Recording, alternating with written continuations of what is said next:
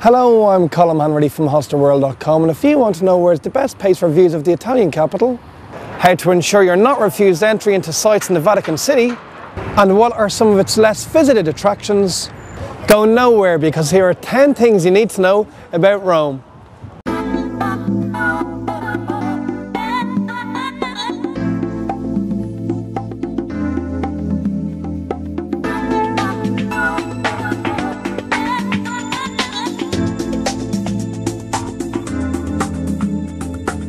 It's a bit of a cliche when it comes to so many places, but there really is nowhere else in the world like Rome. It seems there's something to take a picture of around every second corner. And because seeing everything it has to offer in one visit is next to impossible, you'll soon be planning your return journey to this city that's located on the River Tiber. Now, here is the first of those 10 things.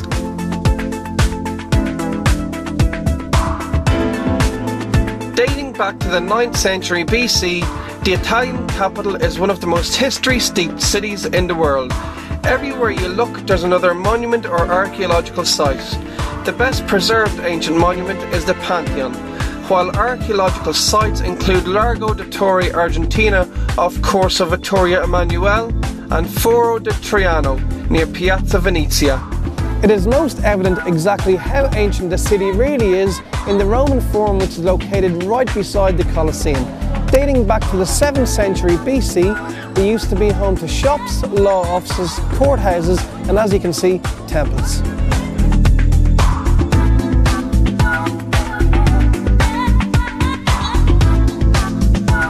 Rome is built on 7 ancient hills. These are Quirinal Hill, Palatine Hill, Esquiline Hill, Aventine Hill, Caelian Hill, Viminal Hill, and Capitoline Hill.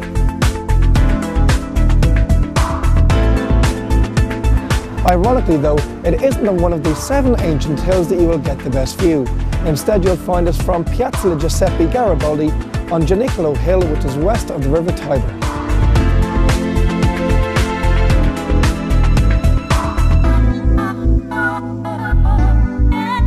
Located within the Italian capital on the west side of the Tiber is the Vatican City, a completely independent sovereign city-state. This walled state has its own pharmacy, telephone system, post office and more. When visiting St. Peter's Basilica and the Vatican Museum, make sure to dress appropriately. This means keeping both your shoulders and your knees covered. If neither of these are covered, you will be refused entry. Also, it's good to know that the Vatican Museum is closed every single Sunday, apart from the last Sunday of the month when it's free. So if you haven't planned your trip to the Italian capital just yet, keep that in mind. Rome is home to some of the world's most famous sites and landmarks. These include the Roman Colosseum, St. Peter's Basilica, the Vatican Museum, the Spanish Steps, and the aforementioned Roman Forum. Another of these attractions is the Trevi Fountain, and it is said if you throw a coin over your shoulder into the fountain while facing the other way, it will ensure your return to Rome.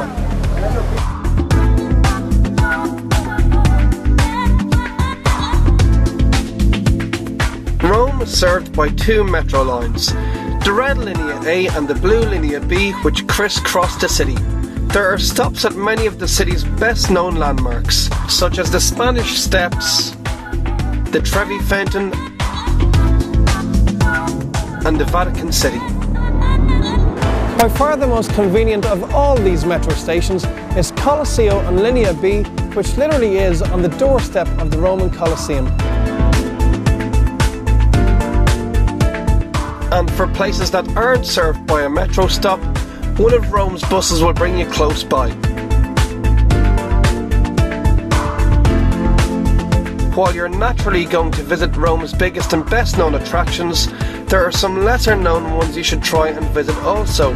These include Basilica di San Pietro in Vicoli, which is famous for its statue of Moses by Michelangelo, Piramide di Caio Cestio, which is Rome's very own pyramid, and Chiesa di Santa Maria della Concezione, which is well known for some of its interior which is made of bones. Located just 20 minutes outside Rome by train is the Italian capital's very own answer to Pompeii, Ostia Antica. Highlights of these ruins, which date back to the 4th century BC, include the Forum Baths and the theatre.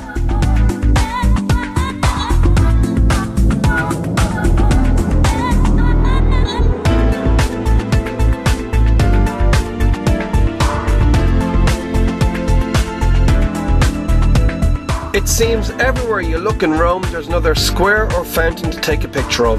Ones you should look out for include the busy Piazza della Repubblica near Termini Station, Fontana del Tartaruga or Turtle Fountain in Piazza Mattei, the charming Piazza della Rotunda in front of the Pantheon, Piazza del Popolo, which is one of Rome's most open squares, Piazza Navona, which has 3 breathtaking fountains, and Fontano del Gianicolo at Gianicolo Hill. Along with all the huge fountains dotted throughout the city, there are lots of smaller ones too, and the water that flows from these fountains is perfect for drinking.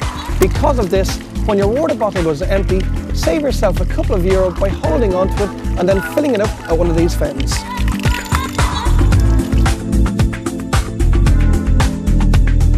As you'd expect in an Italian city, shopping is a very popular pastime. Via Nazionale is one of many streets with stores dotted along it, many of which are local. At the market on Via Cesare Balbo you can pick up anything from jeans to t-shirts, while at the other end of the scale, Via dei Condotti is where you'll find some of the world's most exclusive brands. One of the best known shopping streets in Rome is Via del Corso. It's right in the middle of downtown Rome, and here you'll find brands that are a lot more affordable and recognisable.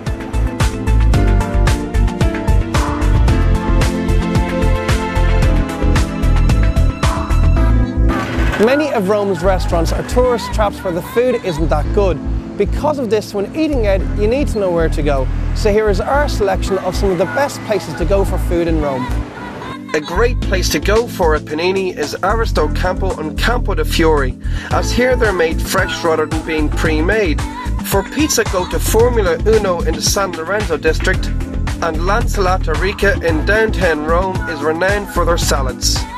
Al Picchio beside the Trevi Fountain is one of the better choices in this extremely touristy area, and located on the east side of Termini Station and open since 1962, Trattoria dell'Uomo was a great family-run restaurant.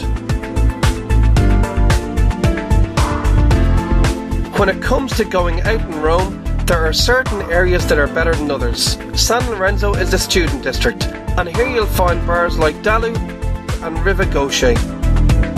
Extremely popular is Trastevere, in particular around Piazza Santa Maria in Trastevere. Check out Bar San Calisto.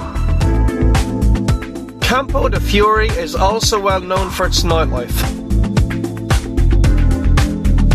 And in bars like the Drunken Chip and I Giganti della Notte, you're guaranteed a good night. Another of these areas is Testaccio, and the main strip here is Via del Monte Testaccio, and here it's just bar after club after bar after club. Check out Caruso and Lullaby. So that is our 10 things you need to know about Rome. Hopefully this will help you plan your trip to the Italian capital. For a fact sheet on everything that's in this video, log on to www.hostelworld.com/videos, and for the biggest and best selection of hostels in Rome on the internet, as well as free pocket guides and podcasts, stay in the same site.